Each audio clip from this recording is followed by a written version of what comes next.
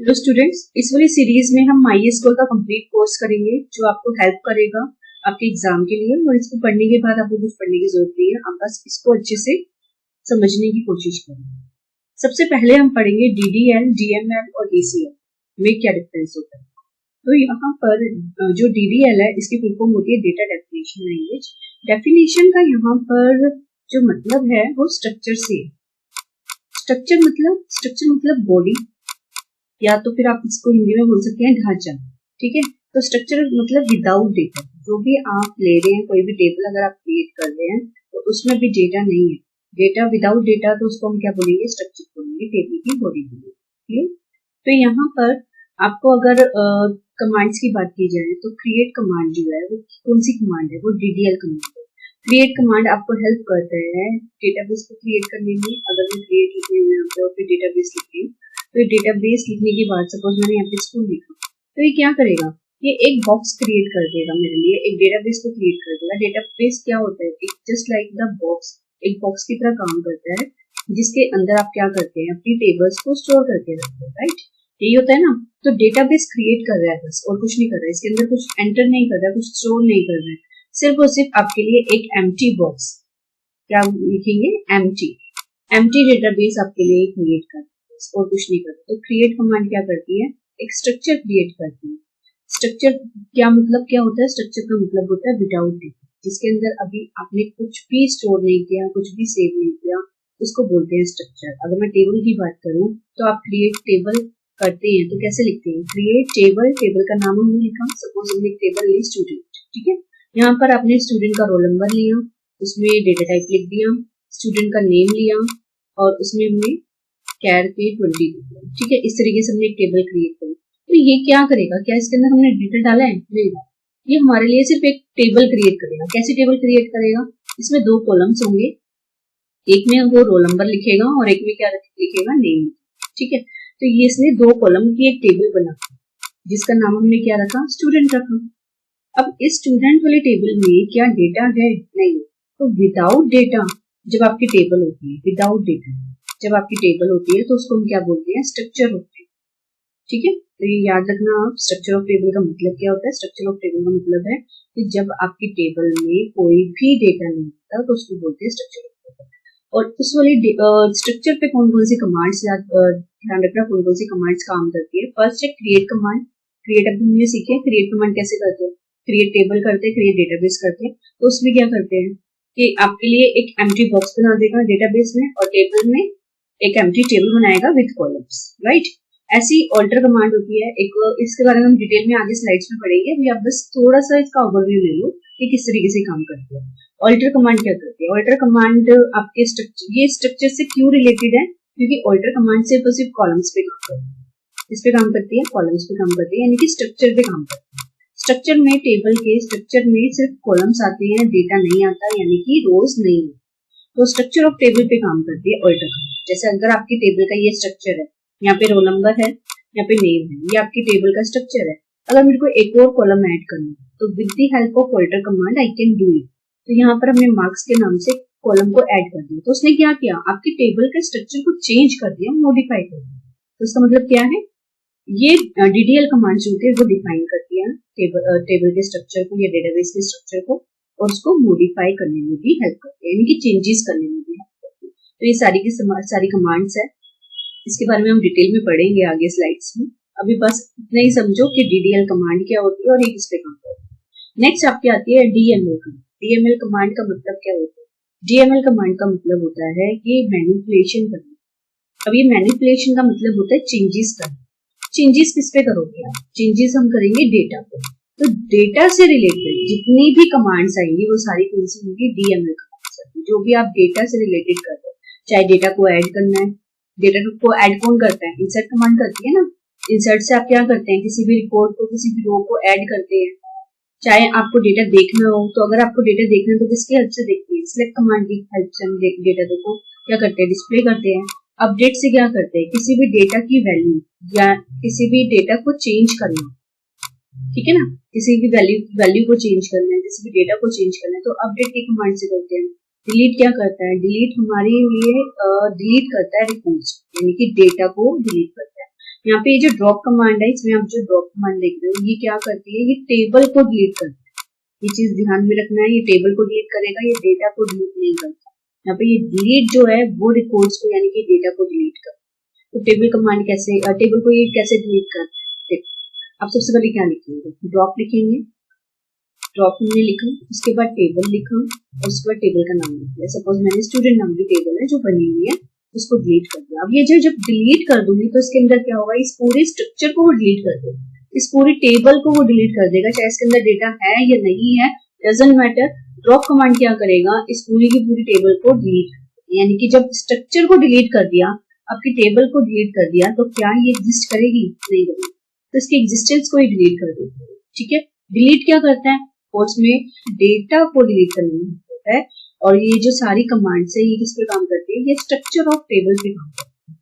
Structure of database भी बोल सकते हो, टेबल भी बोल सकते हो। ठीक है, और यहाँ पर ये जो डीएमएल कमांड्स है, ये क्या करती है, डीएमएल कमांड सिर्फ और सिर्फ डेटा पे काम करती है, ये चीज ध्यान रखना। ऐसे ही आपको याद रखना है, कई बार क्वेश्चन पूछते हैं कि ये भी कमांड कौन सी है, डीएमएल कमांड है या डीडीएल कमांड है, कौन सी। तो जो डेटा से रिलेटेड है, जैसे आप डेटा पे रिफ्लेक्शन डाल सकते हो, डेटा पे जो अफेक्ट करती है वो सारी की सारी कमांड डीएमएल है, और जो सिर्फ स्ट्रक्चर पे डिपेंड करती है, स्ट्रक्चर पे अफेक्ट करती है, वो सारी की सारी डीडीएल कमांड। ठीक है, नेक्स्ट एक होता है डीसीएल, या फिर इतना डिटेल में नहीं है, बस आपको इतना याद रखना है, इसकी फुल फॉर्म याद रखना। डीसीएल का मतलब होता है डेटा कंट्रोल लैंग्वेज। ये क्या करता है, ये कंट्रोल करता है एक्सेस, एक्सेस मतलब डिस्प्ले करते हैं ना जब हम डेटा को, तो उसको हम एक्सेस भी बोल देते हैं, control access to data in the database. यानी कि ये क्या करता है, ये परमिशन अलाउ करता है कि आपको परमिशन है या नहीं है किसी भी टेबल को देखने की या नहीं। सपोज आपके पास एक टेबल है, आपके डेटाबेस में या माइस्क्यूएल में टेबल बनी हुई है, टीचर्स ने बनाई एक टेबल जिसमें स्टूडेंट के मार्क्स। ठीक है, फिर मैं इसको बना देती हूँ। तो हमारे पास एक टेबल है इसमें स्टूडेंट के नेम है और मार्क्स लिखे हुए हैं। तो अब क्या किया, इसमें ये नेम्स है ए सी और यहाँ पे कुछ मार्क्स है। ये जो स्टूडेंट नाम की टेबल है, इसको सिर्फ और सिर्फ टीचर्स देख सकते हैं, टीचर्स को अलाउड है। सिर्फ और सिर्फ कौन देख सकता है, टीचर्स को अलाउड है, स्टूडेंट्स को अलाउड नहीं है, क्योंकि इसके अंदर क्या है, मार्क्स है, मार्क्स लिखे हुए हैं। तो हो सकता है स्टूडेंट चेंज कर दे मार्क्स, तो वो अलाउड नहीं है कि सिर्फ और सिर्फ टीचर्स ही देख सकते हैं इस टेबल को, स्टूडेंट्स नहीं देख सकते। तो यहाँ पर डीसीएल कमांड्स की हेल्प से हम क्या कर सकते हैं, परमिशन को ग्रांट भी कर सकते हैं और परमिशन को रोक भी सकते हैं। रिवोक का मतलब होता है रोकना, उसको परमिशन नहीं देना, और ग्रांट का मतलब होता है परमिशन को देना। तो सिर्फ आप इतना याद रखो, इसकी दोनों कमांड्स को याद रखना। ग्रांट का मतलब होता है परमिशन देना, रिवोक का मतलब है परमिशन को हटाना। ठीक है, तो डीसीएल होती है डेटा कंट्रोल लैंग्वेज। इतना आपको ध्यान में रखना है, ये सब याद रखना, पेपर में फिर दिक्कत नहीं आएगी आपको। स्ट्रक्चर से रिलेटेड जितनी भी कमांड्स है सारी डीडीएल कमांड है, और डेटा से रिलेटेड जितनी भी कमांड्स है वो सारी डीएमएल कमांड्स है। इन दोनों में डिफरेंस आ सकता है और कमांड पूछ सकते हैं कौन सी कमांड इससे मिलता है। ठीक है, यहाँ पे सिलेक्ट कमांड का ध्यान रखना, कई बार पूछ चुके हैं सिलेक्ट कमांड किसमें आती है, तो मोस्टली डीएमएल लैंग्वेज में ही सिलेक्ट कमांड लिखी जाती है। ये चीज आपको याद रखनी है। ठीक है, तो ये इतना इम्पोर्टेंट नहीं है आपके लिए, तो आप इसको इतना इग्नोर कर देना, ये लिखने की जरूरत नहीं है। आप बस ये पॉइंट याद रखना, ये वाला और ये 3 पॉइंट्स आप याद करना, इतना ही। नेक्स्ट यहाँ पे पूरी टेबल है जो मैंने गूगल से ली है। यहाँ पे देखो एसक्यूएल कमांड्स की सारी डिटेल दी हुई है कि कौन सी कमांड किस वाली लैंग्वेज में है। डीडीएल में यहाँ पर क्रिएट कमांड है, ड्रॉप है, और अभी इतना समझने की जरूरत नहीं, बस इतना याद रखो जो डीडीएल कमांड्स होती है वो क्रिएट होती है, ड्रॉप होती है, ऑल्टर होती है, रन होती है। ठीक है, डीएमएल में आपकी ये सारी कमांड्स आ जाती है, ये नहीं पढ़ना आपको, ये भी नहीं पढ़ना, ये भी नहीं पढ़ना, सिर्फ आप ये 3 कमांड्स आपको याद रखनी है, प्लस सिलेक्ट कमांड। अब सिलेक्ट कमांड तो डीक्यूएल में होती है, सबसे पहले डीक्यूएल समझ लेते हैं, इसको बोलते हैं डेटा क्वेरी लैंग्वेज।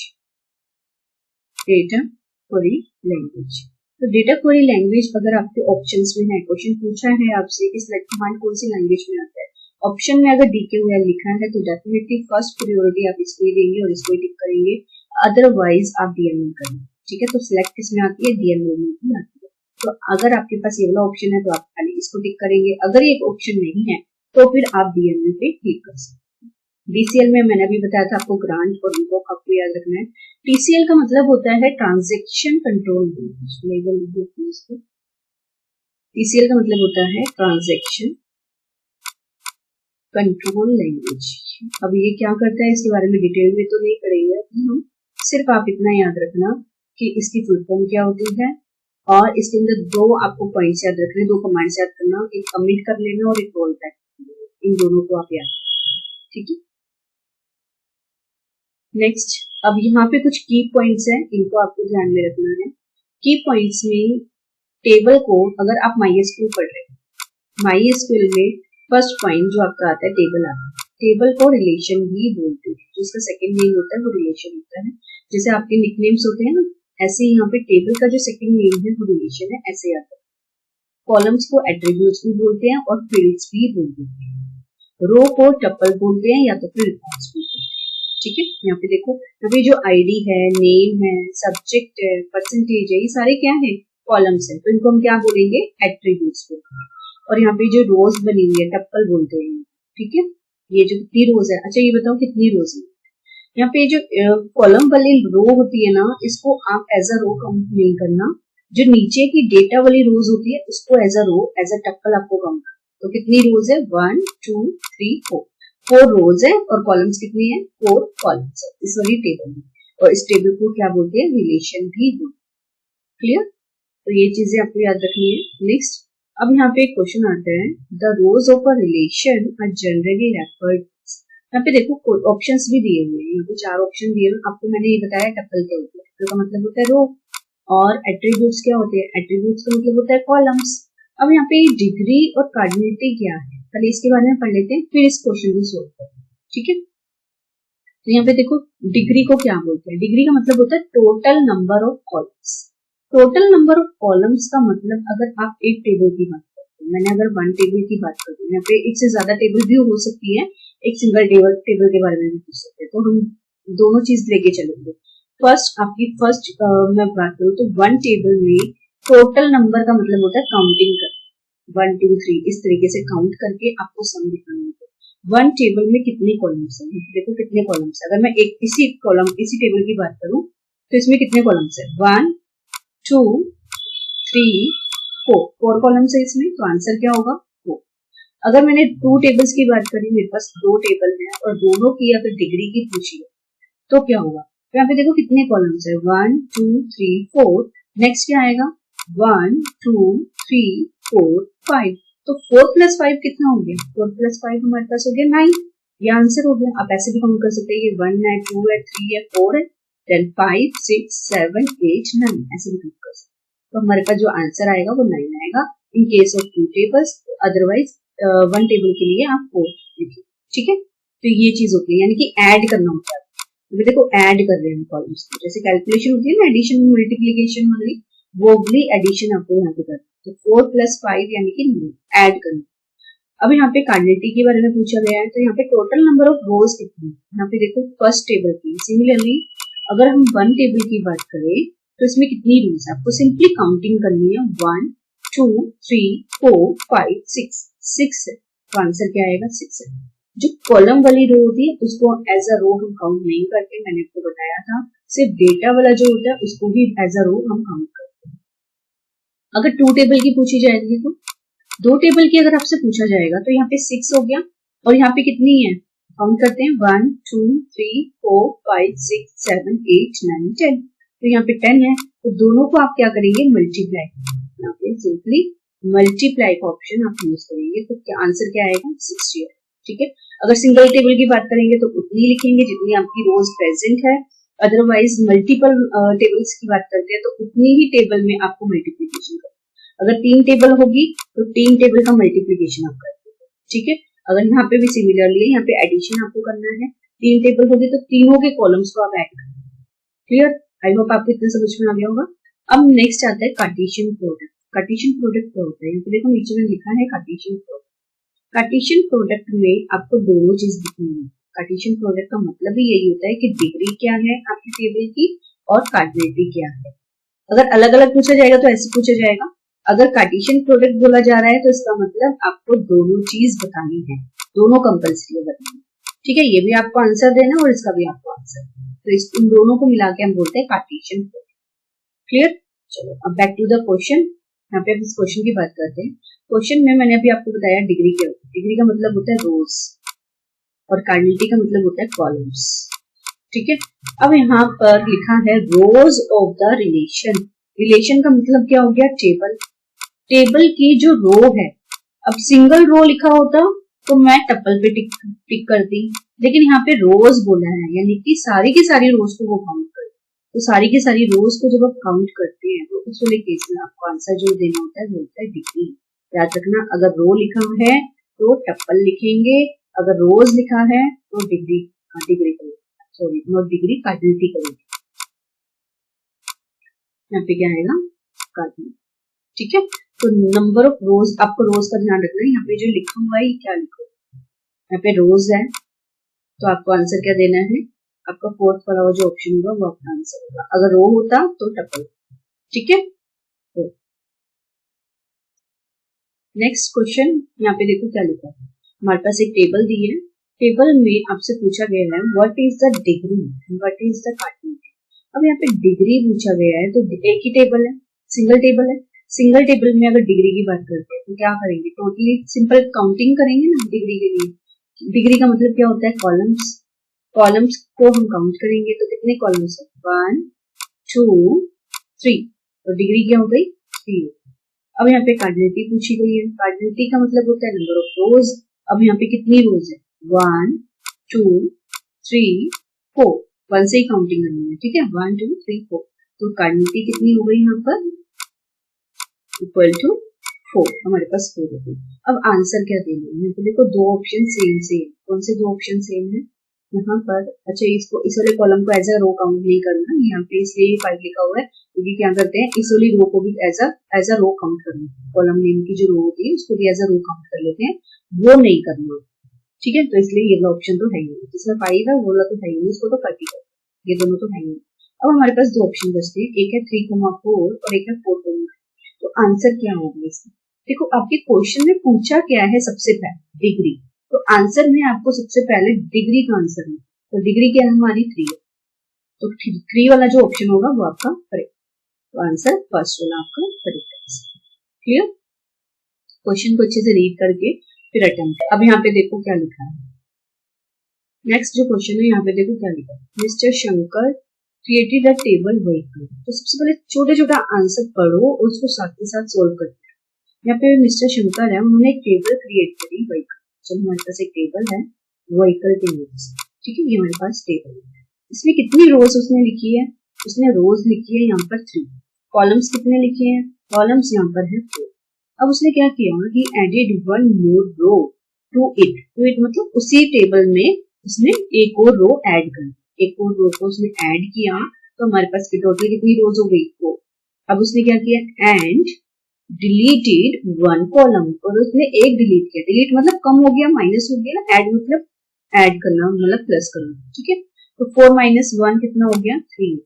अब पूछ रहे कार्डिनलिटी कितनी है और डिग्री कितनी है। यहाँ पे देखो आंसर कैसे देना है, तो जब इस तरीके से आंसर दिया जाता है तो आपको लिखना है पहले कार्डिनलिटी इक्वल टू 3 और फिर आपको डिग्री, डिग्री इक्वल टू 4। आप ऐसे मत लिखना, ठीक है, ये वाला वे मत लिखना है, एमसीक्यूज में लिखा जाता है, बट इस वाले केस में नहीं लिखना आपको इस वाले केस में कैसे लिखना है, टोटल बिल्कुल क्लियरली कार्डिनलिटी लिखना है और डिग्री लिखना। आप चाहे तो यहाँ पे ये भी लिख सकते हैं ऑफ टेबल व्हीकल, ये भी लिख सकते हैं, अगर आपके पास टाइम है तो पूरा इस तरीके से भी लिख सकते हो, तो इस तरीके से आपका आंसर।